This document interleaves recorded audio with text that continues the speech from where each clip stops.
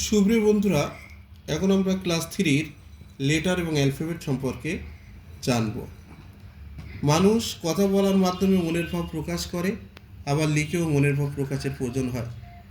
ভাষাকে লিখে প্রকাশ করার জন্য কিছু সাংকেতিক চিহ্ন ব্যবহার করতে হয়। এসব চিহ্নকে বলা হয় লেটার বা বর্ণ।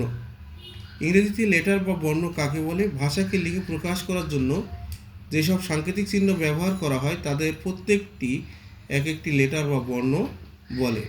যেমন ABCDEF। ইংলিশে অ্যালফাবেট কাকে বলে? The individual character of sign that are used of represent sound in detail from at a language are called letter. Alphabet বা বর্ণমালা কাকে বলে? ইংরেজি ভাষায় এ থেকে জেড পর্যন্ত 26টি লেটার বা বর্ণ রয়েছে।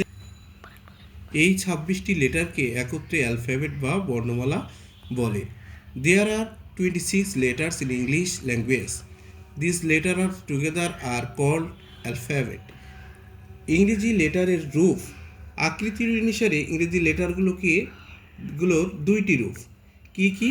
একটা হচ্ছে ক্যাপিটাল বড় হাতের অক্ষর এবং সেকেন্ড হচ্ছে স্মল লেটার বা ছোট হাতের অক্ষর। এখন আমরা ক্যাপিটাল লেটারগুলো জানব। ক্যাপিটাল লেটারগুলো হচ্ছে ABCD, EFGH, IJKL, MNOP, QRST, UVWXYZ। আমরা এখন স্মল লেটারগুলো জানব।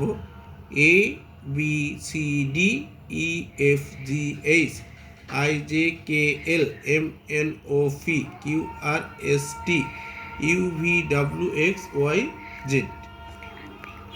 মনে রাখবে, ক্যাপিটাল লেটার ও স্মল লেটার এর আকারগত পার্থক্য থাকলেও উচ্চারণগত কোনো পার্থক্য নেই।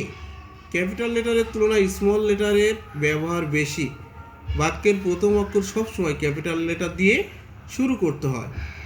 যে কোনো নামের প্রথম অক্ষর ক্যাপিটাল লেটার হয়, যেমন বাংলাদেশ, পদ্মা, কামাল, কাউ ইত্যাদি।